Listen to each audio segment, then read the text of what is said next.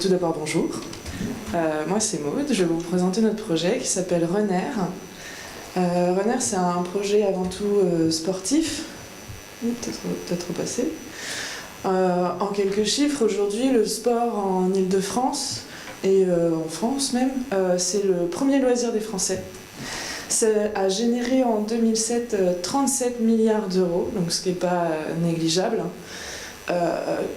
48% des sportifs courent tous les jours. Clairement, Alexandre, aujourd'hui, il essaye de courir un petit peu, mais bon, voilà. Son budget, en général, c'est 200 € sur l'année. Et c'est également le budget de 38% des franciliens. Donc ça fait quand même une bonne petite partie des Français qui s'affairent à faire du sport quotidiennement ou assez régulièrement dans l'année. Le problème, c'est qu'aujourd'hui, on est dans un environnement pollué. Typiquement, aujourd'hui, on est en alerte pollution. Et hier, les transports étaient gratuits à cause de ça, ou grâce à ça. Il faut savoir quelque chose, courir 30 minutes, ne serait-ce que ça, donc faire son jogging du matin, en période polluée comme hier ou aujourd'hui, c'est fumer un paquet de cigarettes. C'est l'équivalent. Donc je vous invite à essayer de fumer un paquet de cigarettes en 30 minutes. Je pense que vous allez votre aimer, même si vous avez l'habitude de fumer.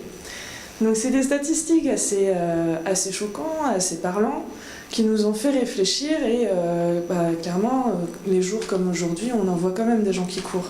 Et on se dit, ces gens-là courent pour leur santé, justement pour améliorer leur cœur, leur résistance, etc. Et se dire, je vais vivre plus longtemps parce que je fais du sport et que je cours. En fait, il y a des problèmes parce que la pollution, c'est transparent. La pollution, on la voit pas. Et du coup, comment faire pour éviter ce problème, quoi. Parce que là, typiquement, on pourrait se dire que c'est juste du brouillard, juste il fait pas beau ou quoi. Non, en fait, c'est un environnement pollué. Alors que là, par exemple, de voir des usines, on sait tout de suite que c'est pollué autour. Parce que c'est imprimé dans notre esprit, c'est industriel, c'est de la pollution, etc. Mais dans un environnement où on est là tous les jours, c'est quelque chose qu'on ne remarque pas. Du coup, nous, on a réfléchi à une solution qui serait de faire une application sportive qui vous propose des itinéraires améliorés par rapport à la pollution. L'idée, c'est de dire, moi je veux courir 5 km autour de moi, j'ai 30 minutes, où est-ce que je vais ? Et du coup, on va vous générer un itinéraire qui va éviter, ou au moins vous proposer, les zones les moins polluées. Voilà.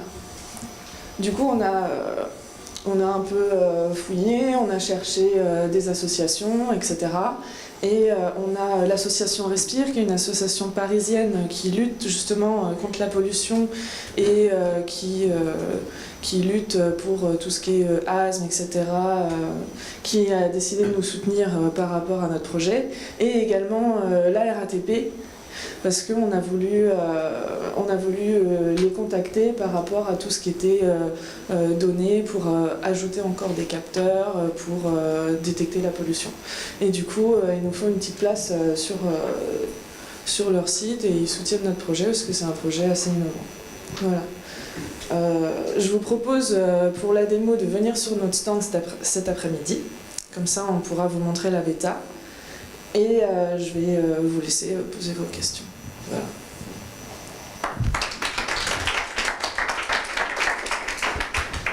Alors, très intéressant. Est-ce que vous avez un modèle économique ?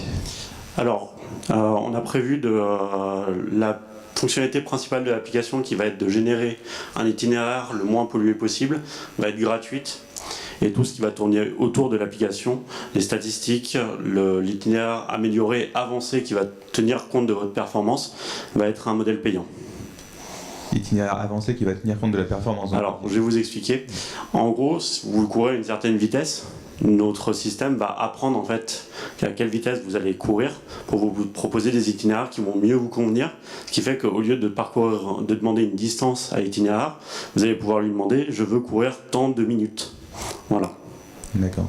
Parce qu'il y a des applications qui existent déjà un peu tout clé en main, justement, qui mesurent la performance avec des conseils à la performance. Vous avez Nike Running, vous avez d'autres Frequence Run, par exemple, qui existent, d'ailleurs, qui est incubé chez nous, et dont l'objet est justement cela. Est-ce que donc vous êtes un peu focalisé sur ce paramètre de éviter la pollution? Est-ce que vous comptez exactement le croiser aussi beaucoup avec d'autres paramètres ou travailler avec d'autres applications peut-être pour À terme, oui.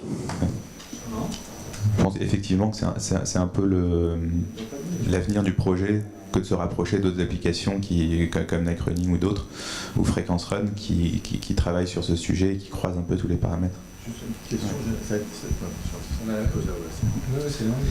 j'ai mon collègue qui préfère que je pose les questions à sa place. Non, mais du coup j'ai deux questions. La première, c'est les informations sur la pollution, vous les avez en temps réel ou c'est des choses qui sont établies parce que je suppose que dans la journée ça peut évoluer sur les axes routiers, etc., etc. Alors, deuxième question. Non mais retenez la première et je vous en pose une deuxième. Préparez votre réponse. Et pour les vélos, parce qu'il y a de plus en plus de personnes qui circulent à vélo et on se mange, enfin moi je circule à vélo, je ramène toujours à mon nombril, je sais pas si vous avez remarqué, mais je mange beaucoup de pollution et j'ai envie de circuler avec un casque tellement c'est un masque. Si vous voulez, pour le masque, on vous prête le nôtre. Voilà. Sinon, effectivement, pour le problème des data et de l'information, c'est un problème qu'on a rencontré. Ce qu'il faut savoir, c'est que dans notre alpha, en fait, on utilisait les données de Airparif, qui est l'association qui gère toutes les bornes d'Île-de-France, pour générer des données, et on avait environ 1 heure et 15 minutes de délai. Voilà. Ce qu'il faut savoir aussi, c'est que les informations disponibles pour le moment sur l'Île-de-France et la France en général sont trop peu précises pour qu'on puisse générer des itinéraires corrects. Et en fait, on aimerait lancer plus tard le projet avec des investissements pour, d'une part, financer notre projet et d'autre part, améliorer la perception de l'air en France, voire en Europe. En fait, ça c'est un point clé. Ça, en fait, pour l'instant, les capteurs de Airparif, que vous récupérez comme vous pouvez, c'est pas obligatoirement assez précis pour ce type d'appli. Mais c'est un sujet qu'en tout cas, il y a un certain nombre d'entreprises qui se penchent là-dessus. Entre autres, il y a Bouygues Energy Service qui fait tous les candélabres, la gestion de tous les candélabres. Ils se posent des questions de fond, de mettre des capteurs de ce type-là à la bonne hauteur aussi, parce qu'il y a ça aussi. Hein, si on les met à 5 mètres, c'est pas du tout la même chose que si on la met à ras du sol, que si on les met à 1,50 m. Et effectivement, eux, ils pourraient équiper avec des petits IoT, là, tout Paris par rapport à leur réverbère. Parce qu'effectivement, moi, avec les données Airparif, je pense que le niveau d'imprécision est trop important.